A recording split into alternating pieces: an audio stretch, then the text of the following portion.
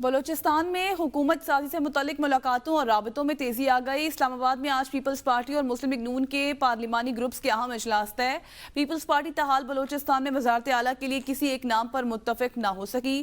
مسلم league نون بھی بلوچستان میں governor اور اسپیکرشپ کے لیے کسی ایک نام پر اتفاق نہ کر سکی، جبکہ وزارت اعلیٰ کے لیے پیپلز پارٹی کی جانب سے 4 ناموں نواب ثناء اللہ ظہری، ظہور بلیدی، میر سرفراز بگٹی اور میر صادق عمرانی کے ناموں پر غور کیا جا رہا ہے۔ اسی پر مزید بات کریں گے بیورو چیف کوئٹہ رضوان سعید سے۔ رضوان بتائیے گا بلوچستان میں حکومت سازی کے حوالے سے کیا مراحل طے پا رہے ہیں اور کیا جوڑ توڑ ہو رہا ہے؟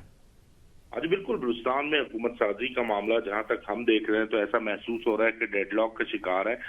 اگر وزارت اعلیٰ کی بات کی جائے تو پہلے ہی مرکزی قیادت جو پاکستان مسلم لیگ نون اور پاکستان پیپلز پارٹی ان کی جانب سے فیصلہ کیا گیا ہے کہ وزارت اعلیٰ کا جو عہدہ ہے وہ پیپلز پارٹی کو دیا جائے گا۔ تاہم ہم دیکھ رہے ہیں کہ پاکستان پیپلز پارٹی تاحال جو ہے اب تک وزارت اعلیٰ کے کسی ایک نام پر متفق نہیں ہو سکی۔ اب تک جو ہم نام سامنے آئے ہیں پیپلز پارٹی کی جانب سے، اس میں نواب ثناء اللہ ظہری، ظہور بلیدی، میر صادق عمرانی اور سرفراز بگٹی کا نام جو ہے وہ سننے میں آ رہا ہے اور اس پر انہی ناموں پر غور کیا جا رہا ہے۔ تاہم حتمی طور پر اب تک پیپلز پارٹی کی جانب سے اس سے کسی ایک نام پر اتفاق نہیں کیا گیا۔ دوسری جانب مسلم لیگ نون کو بلوچستان میں جو ہے وہ گورنرشپ اور اسپیکرشپ کا عہدہ جو ہے وہ دیا گیا ہے۔ تاہم اس میں بھی ہم دیکھ رہے ہیں کہ اب تک مسلم لیگ نون کی قیادت جو ہے وہ بھی کسی ایک نام پر متفق نہیں ہو سکی اور نہ ہی جو ہے اب تک کسی ایک نام کا اعلان کیا گیا۔ تو آج بھی ہم جو اطلاعات موصول ہو رہی اس میں بتایا جا رہا ہے کہ پاکستان مسلم لیگ نون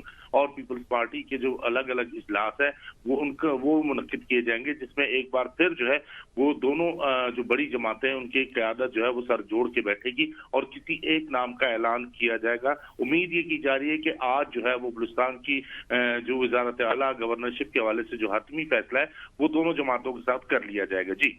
جی ٹھیک، بہت شکریہ رضوان سعید، بیورو چیف کوئٹہ اس حوالے سے آگاہ کر رہے تھے۔